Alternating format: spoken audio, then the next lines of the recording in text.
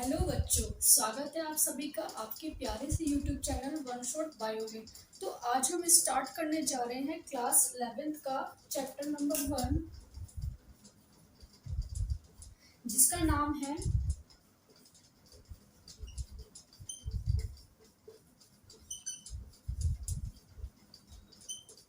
The living world. बच्चों, ये class 11th का फर्स्ट चैप्टर है। क्या नाम है इसका? The living world. इसमें हम पढ़ेंगे अपने लिविंग वर्ल्ड के बारे में। लिविंग थिंग्स क्या होती है, वो कैसे रिप्रोडक्शन करती है, क्या क्या लिविंग थिंग्स की कैरेक्टरिस्टिक्स होती है जिससे हम पहचानेंगे कि लिविंग थिंग्स क्या होती है। तो चलिए बच्चों शुरू करते हैं। सबसे पहले इसमें हम पढ़ेंगे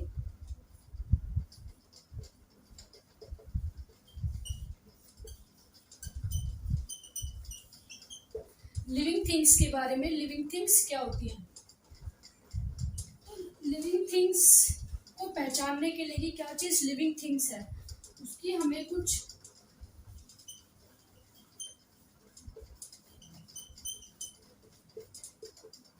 कैरेक्टरिस्टिक्स पढ़नी होंगी।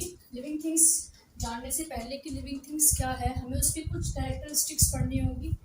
सबसे पहले उसमें क्या आता है?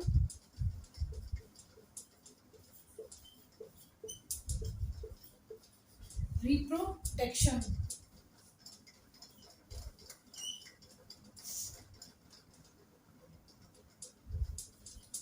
इसमें क्या होगा? Response to stimuli.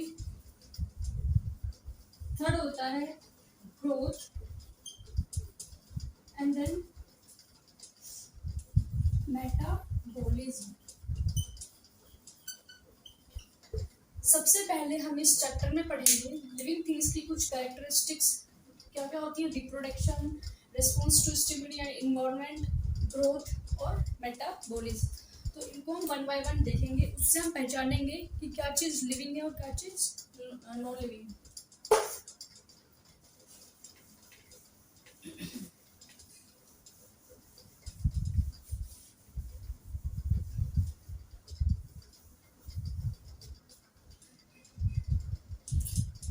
सबसे पहले बच्चों हम पढ़ेंगे ग्रोथ के बारे में।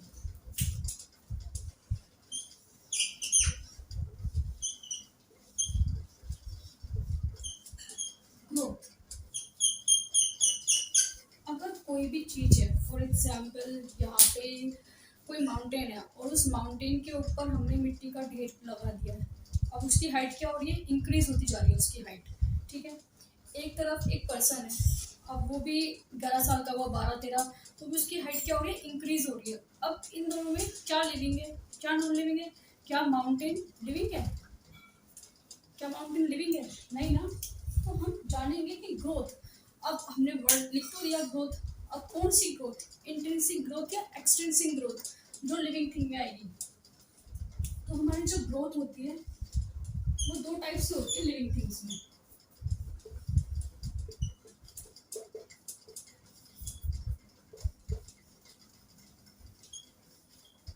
लिविंग थिंग में जो हमारी ग्रोथ होती है वो दो टाइप से होती है।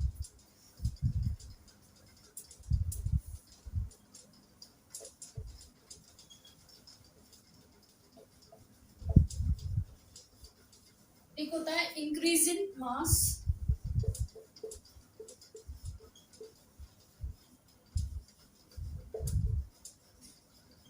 Second one is increase in number. जो हमारा लिविंग थिंग होता है उसमें ग्रोथ दो टाइप से होती है। एक होता है इंक्रीज इन मास, एक होता है इंक्रीज इन नंबर। सबसे पहले हम देखेंगे इंक्रीज इन मास जो है वो ग्रोथ कैसे होती है।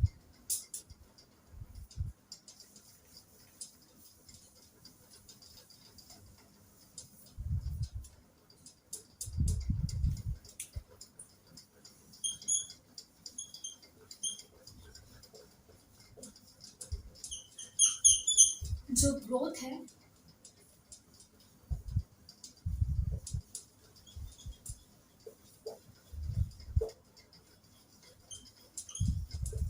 इंक्रीज इन मास कैसे होती है? तो इंक्रीजिंग इन मास मतलब किसी भी लिविंग थिंग्स की प्रोटोप्लाज्मिक ग्रोथ होगी। क्या होगी बच्चों? Protoplasmic growth. यानी कि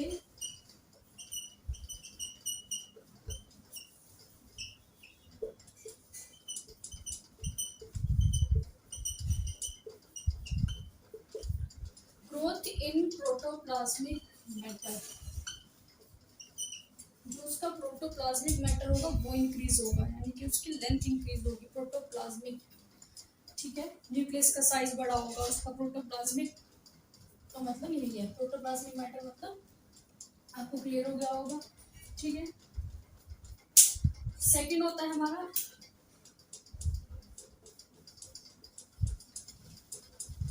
इंक्रीज इन नंबर।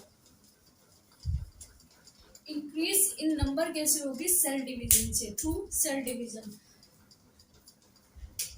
इसमें क्या होगा? थ्रू सेल डिवीजन, यानी कि सेल डिवीजन के थ्रू इंक्रीज इन नंबर होगा। अगर इंक्रीज इन नंबर होगा तो उसकी ग्रोथ होगी लिविंग थिंग्स की, ठीक है। ये किसमें होता है? प्लांट्स में मोस्टली। सेल डिवीजन प्लांट में, एनिमल में होता है ना। तो सेल डिवीजन प्लांट्स में क्या होता है? जो उसकी रूट टिप होती है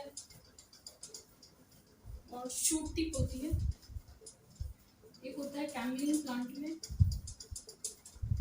उसमें क्या होता है? मेरिस्मेटिक टिश्यू होता है। क्या होता है बच्चों?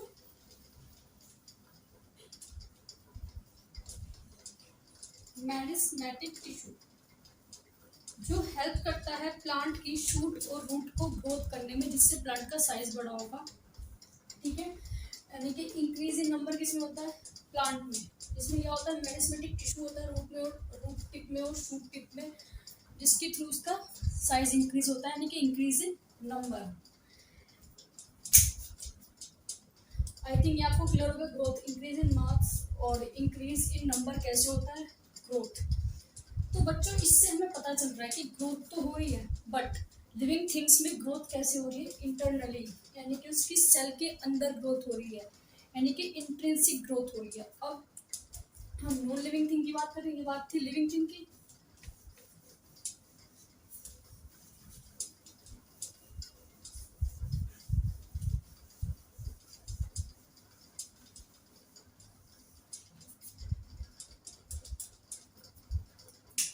अब हम बात करेंगे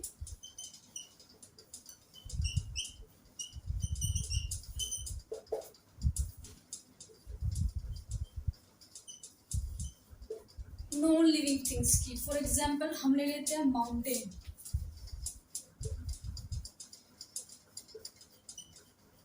माउंटेन ले लो, या बचपन में आप कुछ खेलते होंगे सैंड से बना के, आप उसका भी एग्जाम्पल ले सकते हो। माउंटेन में क्या है? माउंटेन है, यहाँ इसकी और ज़्यादा सोइल वगैरह या पत्थर रॉक्स वगैरह सब इकट्ठे होते हैं, तो इसका साइज क्या होता है? और ज़्यादा इंक्रीज हो जाता है, ठीक है।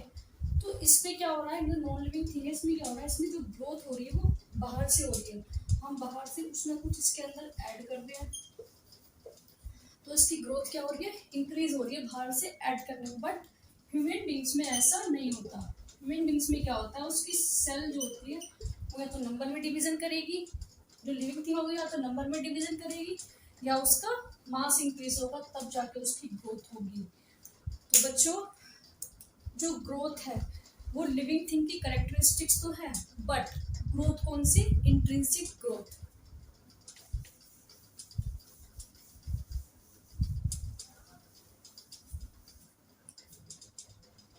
फर्स्ट कैरेक्टरिस्टिक जो है ग्रोथ, उसमें आप क्या लिखोगे?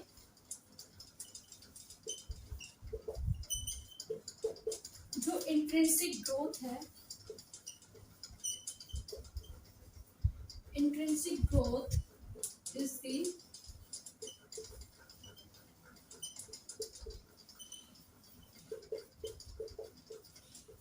characteristics of living things,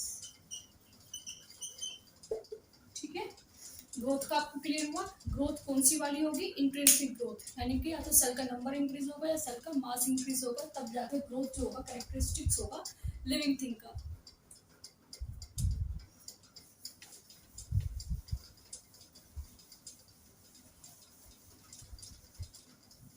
अब इसके बाद हम देखेंगे रिप्रोडक्शन। रिप्रोडक्शन जो कैसे कैरेक्टरिस्टिक्स है किसी लिविंग थिंग की।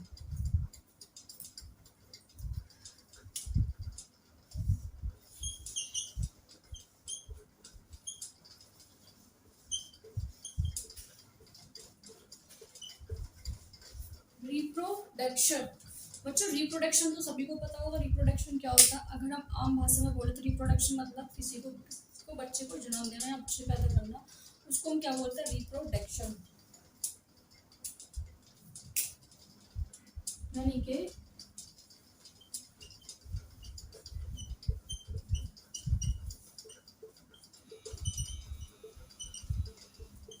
reproduction is the process by which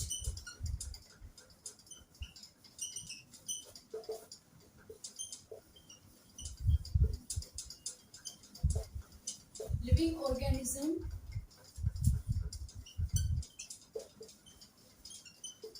give rise to young ones, यानी कि वो अपने ही जैसे ऑफ स्प्रिंग को जन्म देते हैं। रिप्रोडक्शन वो प्रोसेस होती है। अब रिप्रोडक्शन हमारा दो टाइप्स का होता है। रिप्रोडक्शन के हमारे दो टाइप होते हैं। एक होता है सेक्सुअल रिप्रोडक्शन, एक होता है एसेक्सुअल रिप्रोडक्शन। सेक्सुअल रिप्रोडक्शन में क्या होता है? यहाँ पे फ्यूजन होता है गैमेट्स का।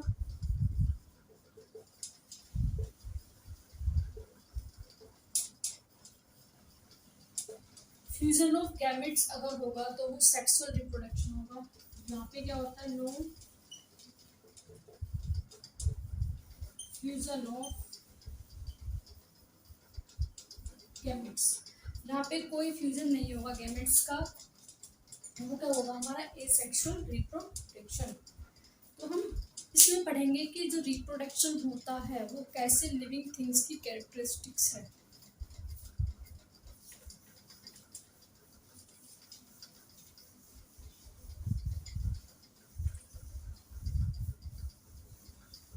कुछ हमारे एसेक्सुअल मेथड होते हैं रिप्रोड्यूस करने के। सबसे पहले हम पढ़ लेते हैं उनके बारे में।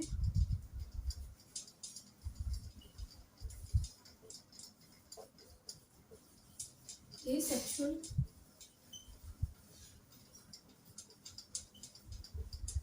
रिप्रोडक्शन। एसेक्सुअल रिप्रोडक्शन में कौन कौन, जैसे कि आपने सुना होगा स्पोर्मेशन, यानी कि जिसमें स्पोर की फॉर्मेशन होती है, ठीक है, प्लांट या कोई अलगी वगैरह होती है जो स्पोर की फॉर्मेशन करती है, यानी कि स्पोरुलेशन। ये भी क्या है? ये सेक्सुअल रिप्रोडक्शन। फ्रेगमेंटेशन,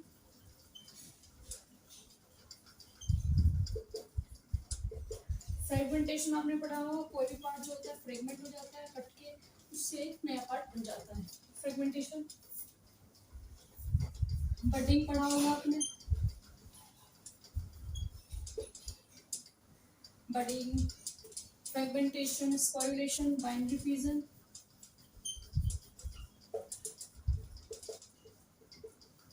तो ये सब क्या है? हमारे एसेक्सुअल रिप्रोडक्शन के मेथड है। इन सब से ये सब जो है एसेक्सुअल रिप्रोडक्शन करते हैं और सारे लिविंग थिंग्स हैं, ठीक है। बैक्टीरिया, एल्गी वगैरह ये सारे क्या है? हमारे लिविंग थिंग्स हैं। तो क्या रिप्रोडक्शन कैरेक्टरिस्टिक है लिविंग थिंग की? अभी हम क्लियर कर लेते हैं। अब बात करते हैं हम सेक्सुअल रिप्रोडक्शन की।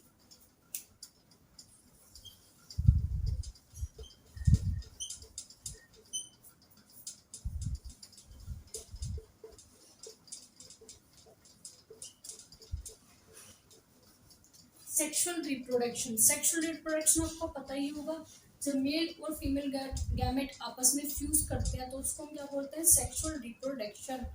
बट बच्चों कुछ ऐसे एक्सेप्शन केस होते हैं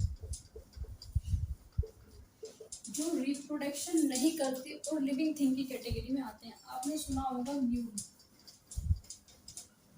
और वर्कर हनी बी।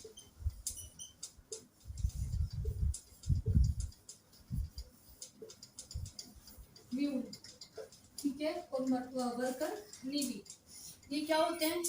ये स्टेराइल होते हैं, ये आगे जाके बच्चे पैदा नहीं कर सकते, बट ये लिविंग थिंग्स की कैटेगरी में आते हैं। तो क्या हम इनको नॉन लिविंग थिंग माने?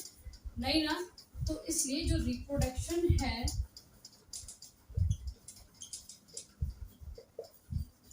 वो कैरेक्टरिस्टिक नहीं है लिविंग थिंग की। हम अगर म्यूल को देखेंगे तो हम ये नहीं बोलेंगे कि ये नॉन लिविंग थिंग है, नहीं, ठीक है। फिर वो रिप्रोडक्शन जो है वो कैरेक्टरिस्टिक नहीं है लिविंग थिंग की।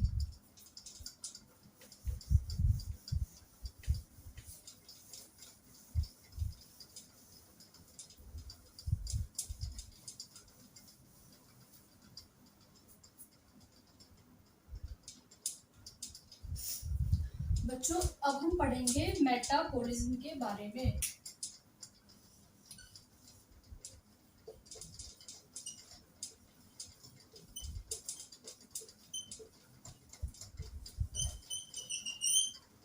मेटाबॉलिज्म क्या होता है? जो केमिकल रिएक्शन चलती है सेल के अंदर, एनाबॉलिक हो या कैटाबॉलिक हो, उसको हम क्या बोलते हैं? Metabolism reaction. जो भी रिएक्शन चलती है किसी लिविंग थिंग्स के अंदर, ठीक है।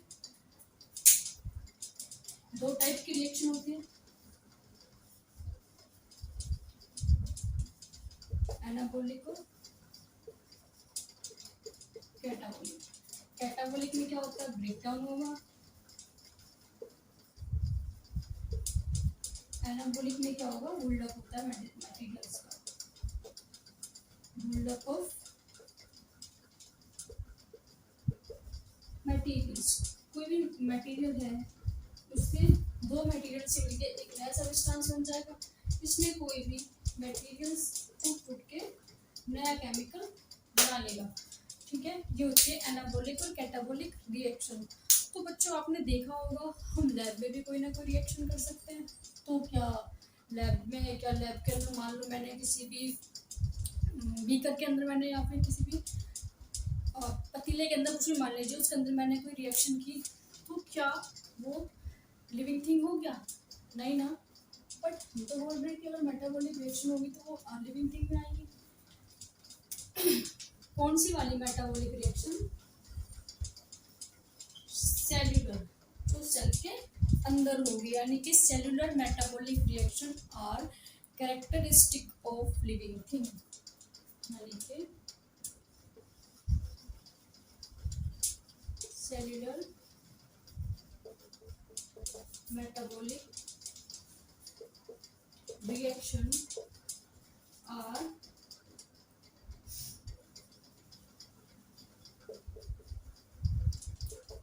Characteristic of living things. ठीक है बच्चों, नेक्स्ट और लास्ट टॉपिक है हमारा इस टॉपिक का,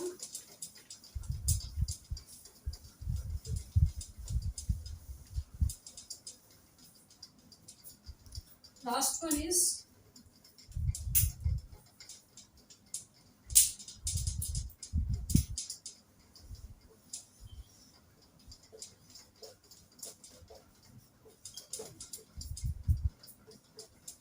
रेस्पॉन्स टू स्टिमुली।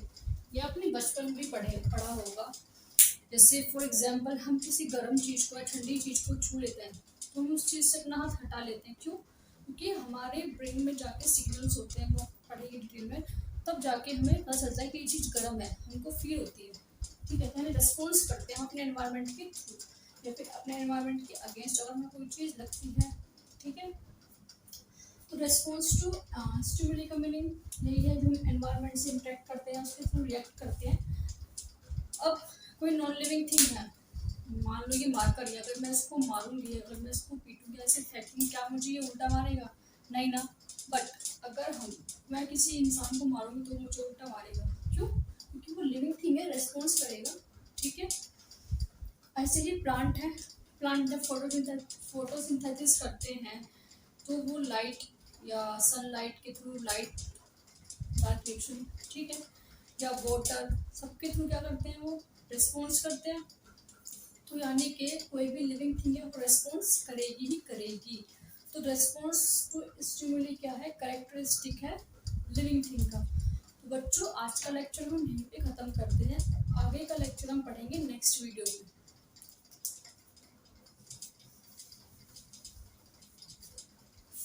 यार एक गलती हो गई मुझसे, शिट।